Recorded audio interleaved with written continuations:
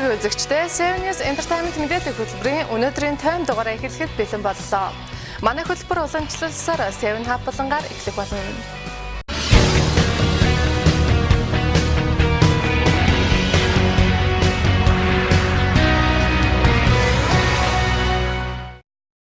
Мэдээний тавтай морилно 7 Hub эхэлж байна. Дэлхийн нийтийн урлаг соёлын одуудын хувь амьдралын сонин сахны сүрэгдэг 7 Hub-ийн өнөөдрийн эхний мэдээлэлээр үзэгчид авахд бид энэ 7 өдрийн ихээр алдарч жүжигчин Bruce Willis болон түүний шинэхэн гэргийн хоёр анхныхаа өхнийг үлгэдэн авсан тухай мэдээллийг хүргэж байсан мөлий. Тэгвэл Bruce Willis анхныхаа өхний зургийг олон нийтэд дэлгэлээ гэсэн мэдээллийг дахин хүргэх гэж байна. Bruce Willis зөрөгтэй дүрийг олон кинонд бүтээсэн гэдгийг бид мэднэ. Гэвч энэ зурган дээр тэр үнэхээр зөөлөн харагдаж байгааг та бүхэн харж байгаа. Bruce Willis болон түүний эхнэр загварамсагч дизайнер Emma Willis нар 4 сарын эхээр анхныхаа хүүг үлгээдэн авсан мөлий. Гэхдээ энэ бол Willis-ийн хувьд анхных нь биш. Тэрээр өмнөх эхнэр Demi Moore-аас 3 хүүхэдтэй. Эдгээр нь одоо 23 настай Romer болон 20-тай Scott, 18-тай Tallulah нар юм. Хосууд анхныхаа охиныг үлгээдэн авсан зураг дэлгэхдээ Будапештэд бид сайхан хайрын өдрүүдэд өнгөрүүлсэн хэмээн Emma Twitterтэй бичжээ.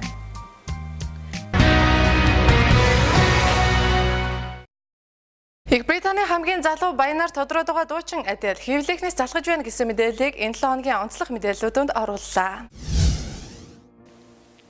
Adele хүмүүсийн анхаарал өртгөхийн тулд унтлагынхаа хувцастай явж исэн гэн Английн дуучин маань 21 цамгаараа олон улсад сенсац дэгдээгээд байгаа билээ.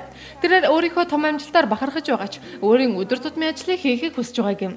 24 настай дуучин маань гайхалтай сайхан газруудад гоёлын хувцастайгаа гарын үсгээ өгч явахаас бага зэрэг төгшөөж байгаа бололтой. TV шоунд өгсөн ярилцлагада би хүмүүсийн нүднээс хол баймар байна. Нэг өдөр би Трафалгарын талбайд унтлагынхаа хувцастай алхсан. Би доогуура бэлтгэлийн өмдтэй гадуураа ногоон цувтай байсан. Азар том шүхэртэй байсан болохоор хинч намайг танаагүй хэмээжээ. Adele өөрийнхөө хөгжмөдөө илүү анхаарал хандуулахыг хүсэж байгаа бөгөөд олон хүнтэй экстресстэй байх нь түүний алдар нэр цаад болно хэмээн үзэж байгааг нь.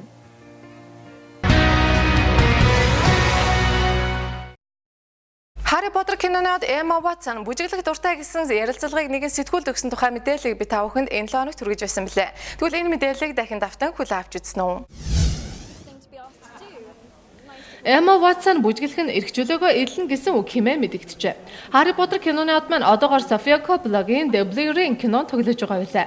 Энэхүү клип нь бодит дэвтаас сэдвлэгдсэн бөгөөд нэр онлайнаар алдартай саваагүй өсвөр насныхан өөрсдийнхөө гэрээс хулгай хийдэг тухай гардаг гэжээ. Түүний найзууд нь бүжиглэх нь түүний эрүүл мэндэд хэрэгтэйг зөвлөсний дагуу тэрээр найзуудтайгаа бүжиглэх болжээ. Тэр биеэ үнэхээр сайн мэдэрч хөдөлж байсандаа гайхсан бөгөөд бүжиглэн хизээч юм сайхан эрхчлөөг мэдрүүлнэ хэмээн бодож байгаагүй гэн. The Bling Ring кино Emma-гаас гадна Kristen Dunst, Elsie Mann нар тоглож байгаа бөгөөд 2013 онд дэлгэцнээ гарах юм байна.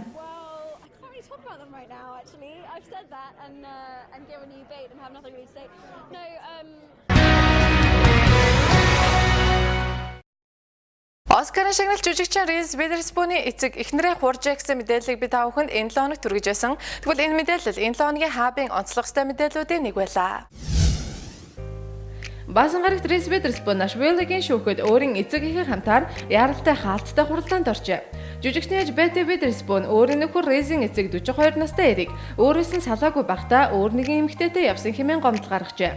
Гэрээслэл гарахын өмнө шүүгч Randy Kennedy шүүх хурлыг хаалтаа явуулсан бөгөөд хэрэгт эд хөрөнгө хариуцагчийг байлцуулж тэдний сэтгэл зүйн чадварыг тодорхойлуулжээ.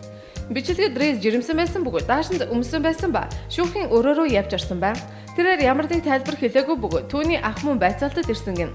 Betty 1-р сард Jones Witherspoon-ийн хурман дээр Drake-ийн Tyler хэмээх эмэгтэйн талаар хэлсэн зүйлсээ хүчингүй болгосон өргөдөл гаргасан байна. John Witherspoon болон Tyler нарын гэрлэлтийн баталгааг хавсаргасан өргөдөд Tennessee-гийн ямар ч иргэн нэг хүнтэй гэрлэж байж, хоёр дахь хүнтэй гэрлэж болохгүй хэмээн бичсэн байжээ. 70 настай эмч John хэд хэдэн хувийн асуудалтай байгаа бөгөөд эдгээрд архин дондох хэд мөнгө өрөх гэх мэт хэрэгүүд орж байгаа гэж Betty баталсан байна.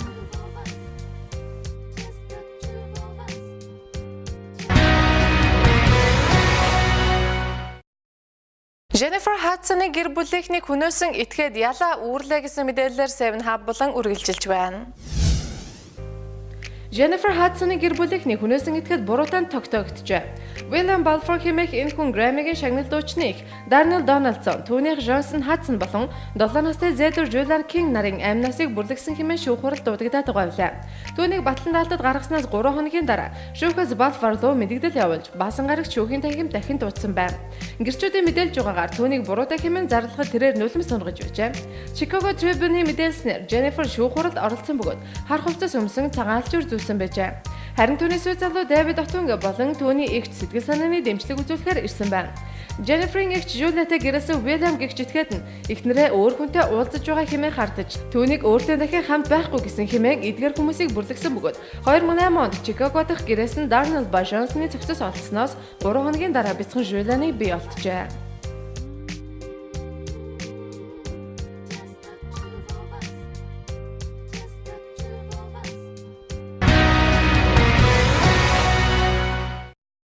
Холливуудын нэр жүжигчин Оскарын шагналт Halle Berry охиноо аван Франц руу нүүх гэж байна гэсэн мэдээллийг би та бүхэнд мөн энэ 7 өдрийн ихээр хүргэж байсан мөлий. Тэгвэл энэ мэдээлэл энэ 7 өдрийн онцлог хөстэй мэдээллүүдийн нэг байлаа.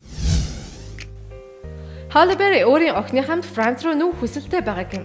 Жүжигчин маань өөрийн хуучин залуу Канадын жүжигчин Gabriel Aubry-тэй 3 настай Nala охиныхоо асран хамгаалагчийн асуудлаар маргаантай байгаа билээ. Halle Berry-гийн итгэж байгаагаар Лос Анжелес хотын хүмүүс түүний амьдралд хэтэрхийг оролцоод байгааг нь Radar онлайны мэдээснээр энэ 7 хоногт Налагийн сургууль дээр нэгэн зурагчтай маргалдсан ба Halle сүйд залуу Oliver Martinez-ийн хамтаар Европ руу нүүх бодолдоо урдынхаас илүү итгэлтэй болсон гин. Зурагчин 45 настай одод тонилж үз чи аль хэдийнэ их мөнгө хийсэн бидтэй. Надад ч бас мөнгө олго ирэх байгаа хэмээн дайрсан гэж Halle сургуулийн хүлээн авах хүрээнд хэлсэн байна. Halle үүнд нь хариу өгөхдөө чи яхад зүгээр л яваад шударгаар ажиллаж болохгүй гэж намайг болон миний охиныг зовоохоо хэмээсэн гин. Удалгүй сургуулийн ажилтнууд бусад эцэг эхчүүдийг болон цагдаа ирж папараццыг хөөсөн ба Halle Nala нарыг машинуугаа аюулгүй буцахтан тусалсан байна.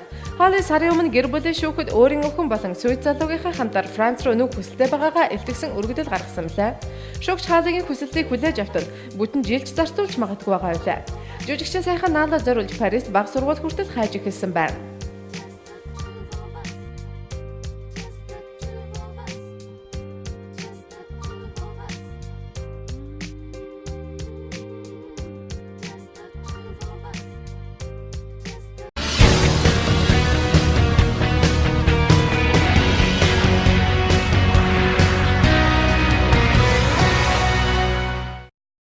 Мэдэн дээрийн тавтай морилно 7 Hub-ын Hollywood-аар үргэлжилж байна. Үзэгчид та бүхэн бид энэ болонгаар Лос Анжелес хотод ажиллаж байгаа манай 7 Hub-ын залуус буюу манай paparazzi group ихний илгээсэн paparazzi дүрсүүдийг үзүүлдэг байгаа. Ингээд бүгдрээ 7 Hub буюу Hub-ын Hollywood-ын энэ 7 хоногийн онцлог мэдээллүүдийг хүлээн авч үзье.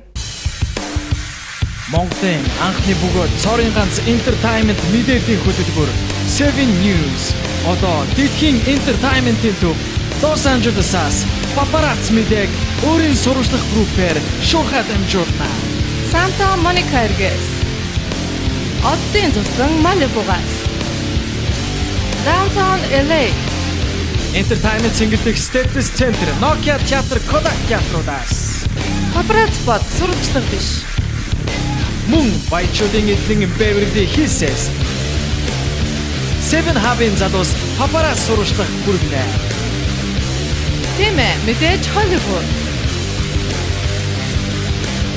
Улаанбаатараас Оюун төгс профессорын энэ хоёр лувсанд орж Лос Анжелесаас Steve Roberts Бат Эрдэнэ оюун дээр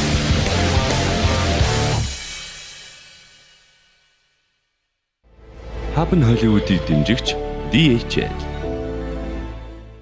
Мэдэн дээргийн тавтай морилно Hub-ын Hollywood эхэлж байна. Энэ 7 хоногт бид үзэгч та бүхэнд Бат Эрдэнэ тэргүүтэй манай paparazzi group ихний илгээсэн мэдээллүүдээс хамгийн түрүүнд жүжигчин Arnold Schwarzenegger-ийг өөрийн охин Катринтэйгээ хамтдаа хооллоод гарч яваа дүрсийг үзүүлж байсан. Тэгвэл энэ мэдээлэл мөн энэ 7 хоногийн онцлог хөстэй мэдээллүүдийн нэг байлаа.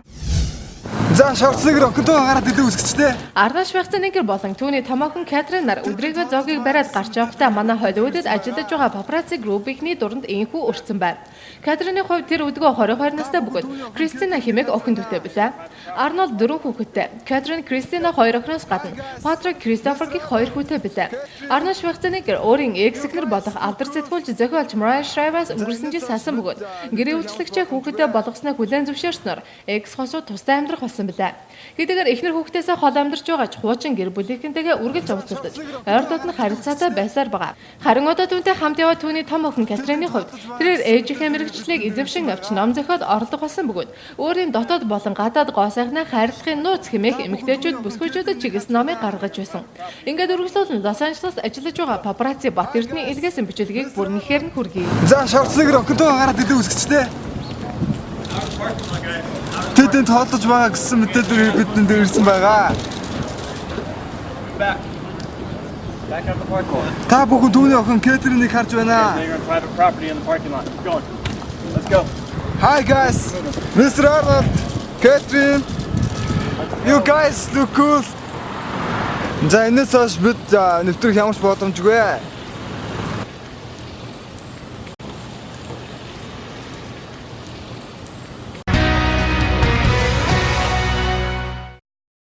Лос Анжелесаас илгээсэн папарацци дүрсүүдийн донд бид үзэгч та бүхэн жүжигчин Аштон Катчер манай папарацци хөлийг дайрах шахсан тухай нэгэн сонирхолтой папарацци дүрсийг үзүүлж байсан. Тэгвэл энэ мэдээлэлээр 7 Hub буюу Hub нь Hollywood үргэлжилж байна. За жүжигчин Аштон Катчерыг Hollywood-ийн Roswell буудлын гаднаас харж байна. Hollywood-ийн жүжигчин Аштон Катчер мөн манай папарацци группийнхний дуранд өртжээ.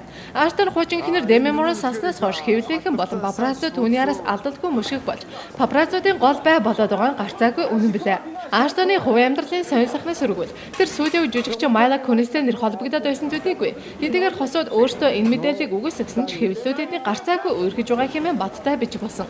Мөн хосууд хамтдаа хоёулахна амралтанд явсан зэрэг мэдээлэлч мөн байгаа билээ. Харин Аштоны ажлын хувьд 2 ба хагасгүй хэмээх телевизийн киногоор алдартай болсон тэрээр 2 дугаар ангит нь үргэлжлүүлэн тогтоогосноо аль биесээр зарлаад байгаа билээ. Ингээд үргэлжлүүлэн та бүхэнд Лос Анжелест ажиллаж байгаа папарацци Бат Эрдэнэ илгээсэн бичлэгийг бүрнийхээр нь үргэлжлүүлэн сонирхуулъя. За жүжигчин Аштон Катчерыг Hollywood-ийн Roswell буудлын гаднаас харж байна. Тэр одоо хэдэн найзтайгаа яваа болтой. Энэ миний мэдгээр их алдартай сайн бууд шүү. Ashley, come on, be nice, man. Come on, Ash. For one time in your lifetime, come on, Ashton. No. Tiny Tim. Hey, Ashton. That's so. Hollywood-д хүч үзэж яваа Хятадын цөөхөн хэдэн жүжигчдийн нэг болох Байлыг дуранцсан папарацци сурвалжилгыг дахин хүргэх гэж байна. За бид бүхэн жүжигчин Бэлинг гэдэг нэг аа жүжигчийг харж байна.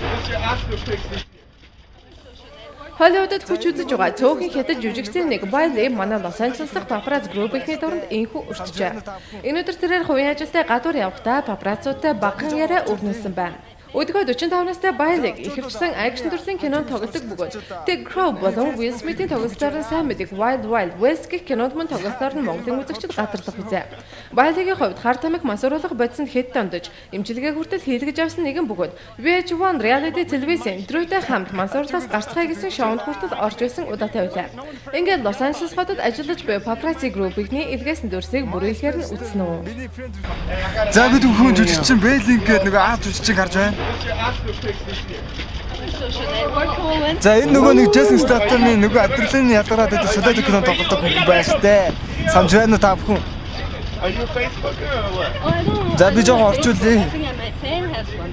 За орчуулуулаа. Миний хажуугийн сурвалжлагчид би Facebook хэрэглэдэг гэж байна үзэгчтэй. За тэгэхээр энэ баг хотлоо ах шүү.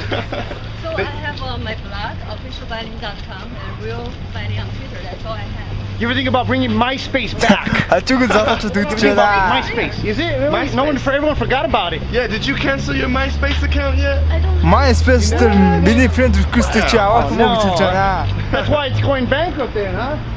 Need people like you back on there. So, За, ер нь бол их торохал хүүхэн байна да. One more serious question. yeah. I gotta ask you though, Bob. You got the, the straight bang cut like that. Was that inspired by Bieber?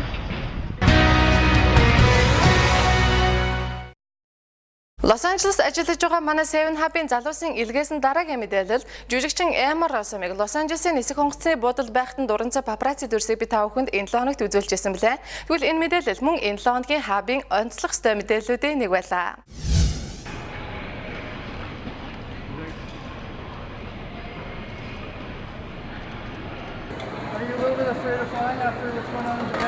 За бид бүхэн Лос Анжелесын Dax сонгосны буудлын дээр байна.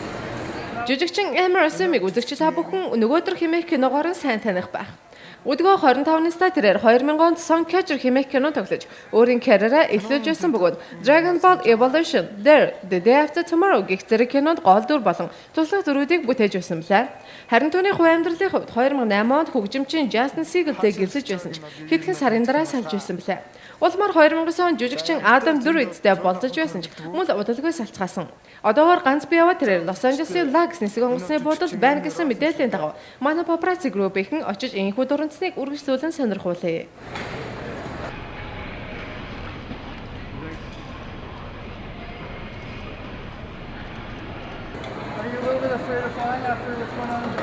За бид бүхэн Лос Анжелесын Dax сонгосны буудлын дээр байна. Энэ бол жүжигчин Эми.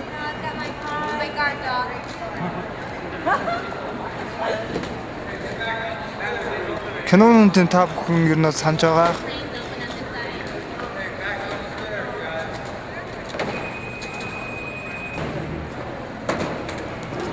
Хаашаа нисэж байгааг нь бол ер нь бол мэдэх юм болгаа. За ямар ч тач энд бол зураг авахыг хориглодог. За үзэгчтэй энэ бол жүжигчин Эми Роусон шүү дээ.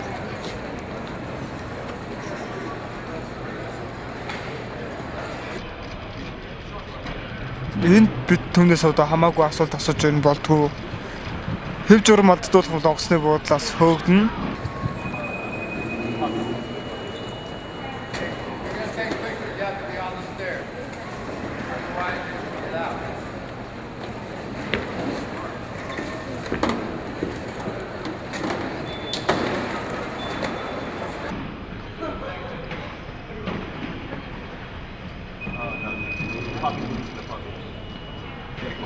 Take pictures, you have to be on the stairs.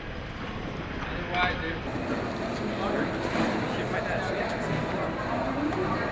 on the stairs, sir. Oh, okay. Talk too much. Talk too much.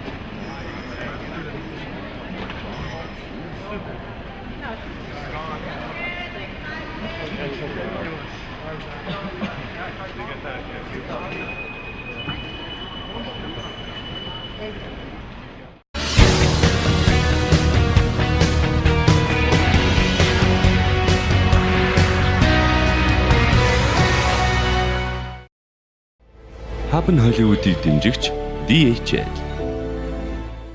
Өнөөдрийн 7 Hub болонгийн мэдээллүүдийг та бүхэн төрглөө. Манай хөтөлбөр 7 Cent болонгаар үргэлжилж байна.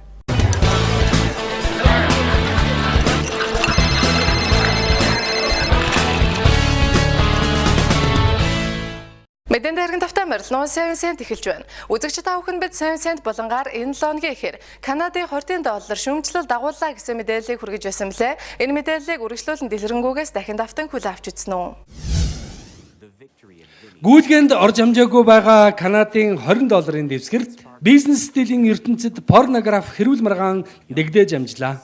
Уг $20 дэвсгэр дээр нэгдсэн Вант улсын хатан хаан 2 дугаар Элизабетийн дүрснээс гадна хагас нүцгэн эмэгтэй хүний баримл бүхий Вимийн цогцлбарын 2 цамхагийг дүрсэлсэн нь Америкийн олон нийтийн хэвлэл мэдээллийн хэрэгслүүд порно бүтээл хэмээн нэрлэж гоочлож эхэллээ. Өнгөрсөн 7 хоногт Канадын үндэсний банк энэ $20 дэвсгэртийг олон нийтэд танилцуулсан бөгөөд маш өндөр технологийн нарийн дизайнтай болсныг мөн хуурамч мөнгө хэвлэгчдээс хамгаалсан маш өндөр нууцлалтай болсныг зарласан. Энэ хоёртын дэвсгэр дээрх 2 замхаг нь Францад байдаг бөгөөд дэлхийн 2 дугаар данд амьрагдсан Канад цэргүүдийн дурсгал зориулан бүтээжээ. Дуа морины эрэг дээр орших энэ хөшөө 120 фут өндөр бөгөөд дэлхийн 2 дугаар данд амьрагдсан 7000 Канад цэргийн дурсгал зориулан бүтээжээ. Гэтэл энэ 20-ын дэвсгэртийн хамгийн гол асуудал нь хэтэрхий эротик дүрслэлтэй болсон. Уг дэвсгэртийг зохиогчд нь энэ хөшөө цогцлбарыг хараагүй байж буруу талаас нь үзүүлсэн. Хамгийн гол нь Нью-Йоркийн 2001 оны 9 сарын 11-нд террористуудын гарт сөнөөгдсөн 2 ихэр цамхагыг санагдуулсан хэмээн Америкийн олон нийтийн хэвлэл мэдээллийн хэрэгслүүд шүүмжлэж байгаажээ.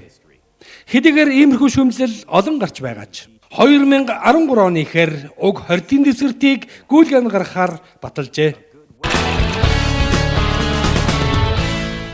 Үзэгчид авахын бид 7 cent болонгаар 1 секундэд сая фрейм дардаг гайхалтай аппаратын тухай мэдээллийг хүргэж байсан билээ. Энэ мэдээллийг дахин дэлгэрэнгүйгээс давтан хүлээн авч үзсэн үү? The Phantom V 1610 дэлхийн хамгийн үнэтэй зургийн аппарат ба 1 секундэд 1 сая фрейм авах чадвартай байна. Германы камер бүтээгч Leica дэлхийн өндөр чанартай камер үйлдвэрлэдгээрээ алдартай билээ. Харин энэхүү зургийн аппарат нь түүний бүтээл The Phantom V 1610 юм. 2007 оны дуудлага худалдаанд уг зургийн аппараттай ижил загварын бүтээл $430,000 ам. Харин 2011 онд 1.7 сая ам. Тус тус худалдаалагдаж байжээ. Харин энэхүү зургийн аппаратын дуудлага худалдаагаар Европын нэгэн худалдан аврагчид 216 сая еврогоор худалдаалагдаж байжээ. Алдарт Yahoo компанийн захирал ажлаасаа халагдлаа гэсэн мэдээллийг би та бүхэнд мөн энэ 7 хоногт хүргэж байсан мөлий. Тэгвэл энэ мэдээлэл энэ 7 хоногийн онцлог сэнти мэдээллүүдийн нэг байлаа. Scott Thompson ажлаасаа халагдсан гэнэ. Yahoo интернет компани ерөнхий захирал тэрээр энэ оны 1-р сард албан ажлаа хүлээн авсан бөгөөд эзэмшсэн боловсролынхаа талаар худал мэдэрсэн гэнэ.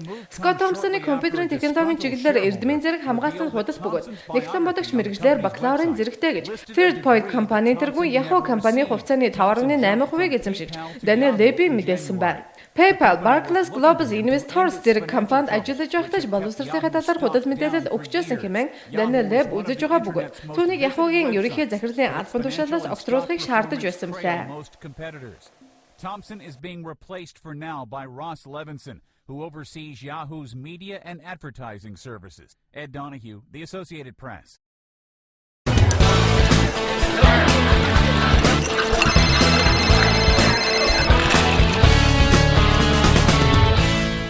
Өнөөдрийн 7 cent болонгийн мэдээллүүдийг та бүхэн түргэлээ. Үргэлжлүүлэн хэсэг хугацааны зар сурталчилгааны дараагаар эргэж уулзъя.